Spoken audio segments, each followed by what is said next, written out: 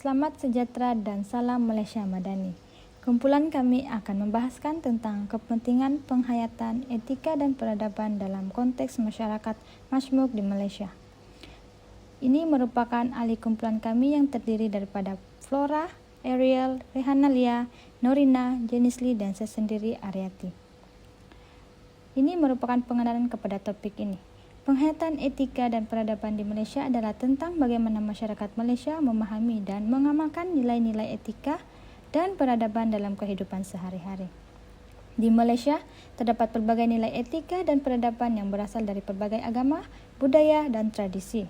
Oleh itu, penghayatan etika dan peradaban di Malaysia sangat penting untuk memelihara keharmonian dan keamanan sosial.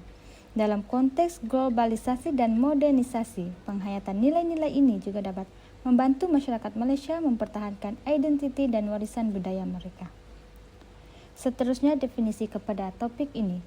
Penghayatan etika merujuk kepada pemahaman, pengamalan, dan penjenayaan nilai-nilai moral yang baik dalam kehidupan harian.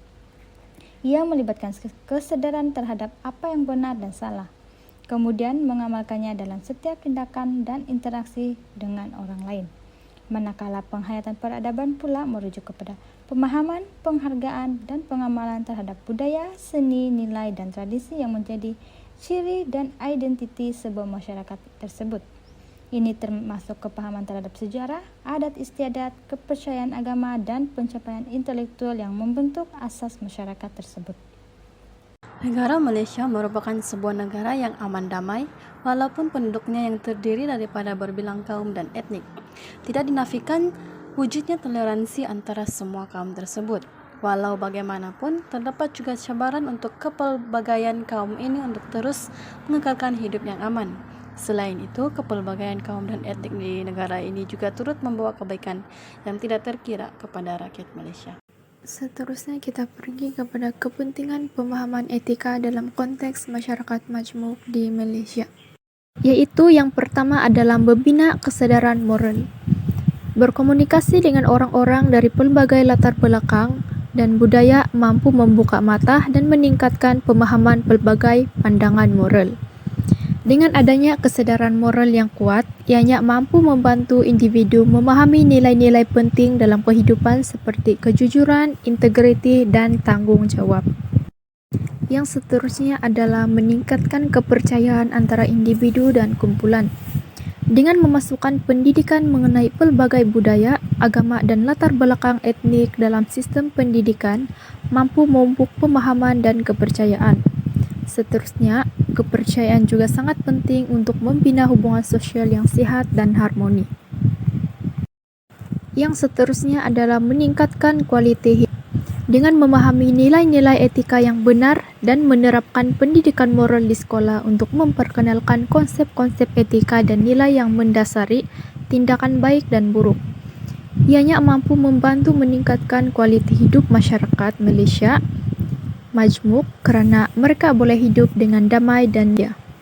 Yang terakhir adalah membantu mempromosikan toleransi dan penghargaan terhadap perbezaan. Pemahaman etika boleh memupuk sikap empati dan keterbukaan kepada pengalaman dan pandangan kehidupan yang berbeza, di mana individu boleh menggalakkan kesabaran dan penghormatan terhadap perbezaan di kalangan masyarakat Malaysia. Seterusnya, dalam kepentingan memahami tamadun dalam konteks masyarakat majmuk di Malaysia, terdapat 4 poin. Yang pertama, membina keharmonian sosial. Kedua, dari segi kemajuan ekonomi. Ketiga, memelihara dan memelihara warisan budaya yang kaya. Dan yang terakhir, penyelesaian konflik. Dari segi membina keharmonian sosial, di sini bermaksud proses memahami dan bertolak ansur dengan perbezaan dalam masyarakat yang wujud di Malaysia, yaitu masyarakat yang berbagai, tidak kira kaum Cina, India, Melayu, Bumi Putra Sabah dan Sarawak, dan sebagainya. Setiap rakyat ini perlu menerima kepelbagaian agar toleransi, saling menghormati, dan keamanan sosial dalam komuniti dapat dibentuk. Sebagai contoh, amalan kunjung mengunjung, mengucapkan selamat hari raya, dan sebagainya. Seperti dalam contoh gambar yang dapat kita lihat ialah amalan kunjung mengunjung antara sanak saudara dan rekan terdekat. Seterusnya, dari segi kemajuan ekonomi pula, kepelbagaian budaya dan adat resam dapat menarik para pelancong daripada luar negara untuk meneroka Malaysia. Sektor pelancongan ini dapat memanfaatkan kepelbagaian budaya yang ada di Malaysia untuk menarik minat pelancong seperti dengan adanya monumen negara, kuil, tokong, dan sebagainya. Dan salah satu peninggalan sejarah yang ditinggalkan oleh Belanda dahulu ialah kota Formosa yang terdapat di Melaka. Seterusnya, poin yang ketiga, memelihara warisan budaya yang kaya. Di sini, memahami sejarah budaya lain membolehkan kita mengekalkan dan berkongsi seni, musik, tarian tradisional, dan budaya kaum lain untuk tatapan generasi akan datang. Generasi kini ini akan diajar mengenai tarian atau seni yang terdapat di Malaysia, seperti wayang kulit dalam gambar, tarian singa yaitu bagi kaum Cina, pesta gawai yang terdapat di Sarawak, pesta kamatan yang terdapat di Sabah, dan sebagainya. Poin yang terakhir, dari segi penyelesaian konflik. Dalam mempelajari budaya adat resam antara kaum, termasuk sejarah kaum lain, ini amatlah penting untuk meminimumkan konflik di Malaysia. Sebagai contoh, Melayu, Cina, India, dan kaum lain melibatkan diri dalam perayaan keagamaan atau budaya lain untuk saling memahami. Seperti kaum Cina datang berkunjung pada perayaan hari Raya Aidilfitri, pesta keamatan yang terdapat di Sabah. Faktor yang menjadi halangan kepada kepelbagaian komuniti yang wujud di Malaysia. Pertama, kepelbagaian etnik. Rintangan mentaliti seperti prasangka, diskriminasi yang ditebarkan dari satu kaum ke kaum yang lain. Kedua, cabaran politik. Ahli-ahli politik selalu menggunakan isu 3R, yaitu Royal, Religion, and Race semata-mata untuk mencapai kepentingan pribadi dan parti mereka. Faktor kepelbagaian komuniti menjadi sebuah peluang kepada masyarakat. Memperketatkan kesepaduan sosial yang berlaku melalui perkawinan antara dua kaum yang berbeza di negara ini. Seterusnya, peningkatan ekonomi negara. Misalnya, sektor pelancongan akan meningkatkan lagi ekonomi negara sekaligus membuka peluang pekerjaan kepada rakyat yang memerlukan. Peranan etika dan ketamadunan dalam masyarakat majmuk. Etika dan peradaban merupakan elemen penting dalam sesebuah masyarakat majmuk yang mana mampu mempengaruhi tingkah laku seseorang yang memberi kesan kepada persekitaran semada sosial ataupun fisikal. Namun demikian, apakah sebenarnya peranan yang dimainkan oleh etika dan peradaban dalam sesebuah masyarakat majmuk? Peranan yang pertama yaitu penggerak kepada tanggungjawab sosial. Kewajiban bagi setiap individu sama ada untuk pekerjaan, ekonomi ataupun ekosistem yang mana setiap tindakan dan pemikiran individu mempengaruhi persekitaran yaitu akhlak dan nilai yang tinggi dalam individu seperti menghormati, mampu mewujudkan keharmonian dan keseimbangan dalam pekerjaan ataupun kehidupan seharian. Seterusnya, mampu mempengaruhi pertumbuhan ekonomi dan pemeliharaan kebajikan masyarakat. Etika dan peradaban memainkan peranan penting dalam pertumbuhan ekonomi dalam negara. Hal ini dapat dibuktikan melalui masyarakat yang seimbang yang mengamalkan nilai-nilai murni seperti bertanggung jawab, amanah, mampu menjadikan negara bukan sahaja maju dari masyarakatnya, ekonomi, tetapi juga mampu menjadikan contoh kepada negara luar melalui kesepaduan masyarakat. Institusi pendidikan. Pendidikan memainkan peranan penting dalam mencorak dan membentuk etika seseorang. Ini dapat diterapkan melalui subjek pembelajaran seperti pendidikan moral yang mana menerapkan pelbagai nilai-nilai murni untuk diguna pakai dalam kehidupan seharian. Oleh itu, institusi pendidikan menjadi salah satu saluran yang efektif dalam membentuk etika dan peradaban individu.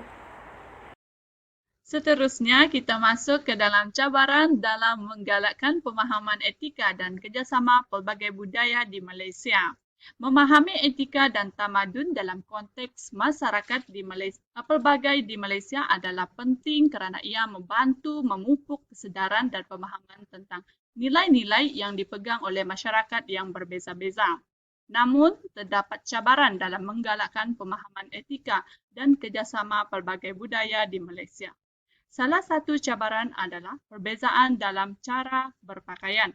Setiap budaya mempunyai cara berpakaian dan cara penggunaan aksesori yang berbeza.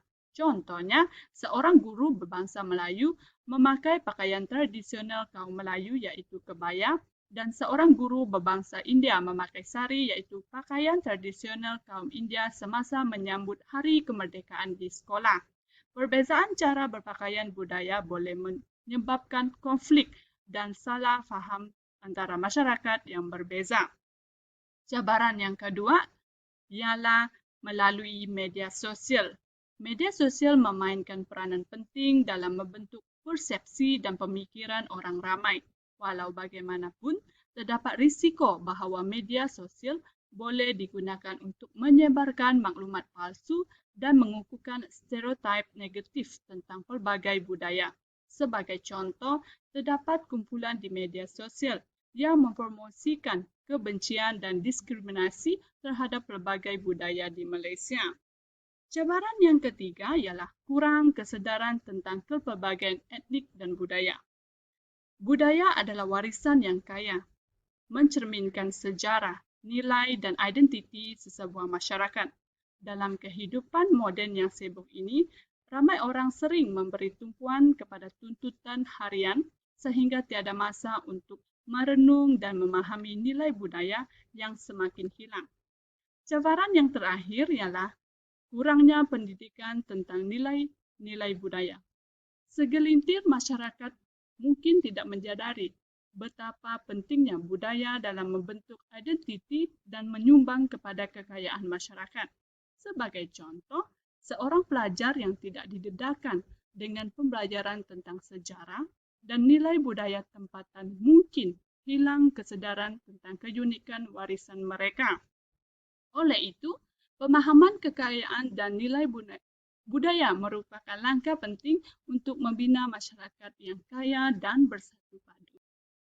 Dalam mengatasi cabaran dalam menggalakkan pemahaman etika dan kerjasama pelbagai budaya di Malaysia, terdapat beberapa cadangan dan penyelesaian yang boleh dilakukan, iaitu cadangan yang pertama ialah program pendidikan dan kesedaran. Program pendidikan dan kesedaran memainkan peranan penting dalam memupuk kesedaran dan pemahaman tentang kepelbagaian budaya dan adat resam dalam kalangan masyarakat di Malaysia. Salah satu contoh program yang telah dilaksanakan adalah program interaktif dan pelancongan budaya. Contohnya, program-program seperti festival kebudayaan, pameran seni, dan lawatan ke kawasan-kawasan bersejarah dapat memberi pengalaman secara langsung kepada masyarakat tentang warisan budaya yang kaya di Malaysia. Cadangan yang kedua ialah inisiatif menyediakan kursus bahasa dan budaya. Melalui kursus ini, masyarakat dapat mempelajari bahasa dan adat resam masyarakat lain. Contohnya, program pengajaran bahasa seperti kursus bahasa Cina dan Tamil untuk masyarakat bukan Cina dan India. Dengan terlaksananya program pendidikan dan kesedaran seperti yang dinyatakan, diharapkan masyarakat Malaysia dapat memahami, menghayati dan menghargai kepelbagaian budaya dan adat resam yang wujud. Cadangan yang seterusnya adalah dengan mempromosikan kebudayaan negara. Kerajaan Malaysia telah mengambil inisiatif untuk mempromosikan kepelbagaian budaya dan adat resam melalui pelbagai program dan aktiviti. Inisiatif yang telah dilaksanakan termasuklah Hari Kebangsaan dan Hari Malaysia. Program Hari Kebangsaan dan Hari Malaysia merupakan acara penting yang disambut oleh rakyat Malaysia. Melalui sambutan ini, rakyat Malaysia dapat memupuk semangat patriotisme dan memahami kepelbagaian budaya yang wujud di negara ini. Cadangan yang terakhir ialah memupuk kesedaran dan kefahaman tentang kepelbagaian budaya dan adat Resam di Malaysia. Sebagai contoh, terdapat pertubuhan seperti Persatuan India Malaysia, Persatuan Cina Malaysia, dan Persatuan Melayu Malaysia bertujuan untuk mempromosikan budaya dan adat Resam masyarakat mereka. Secara kesimpulannya, penghayatan etika dan peradaban sangat penting bagi individu dan masyarakat di negara kita.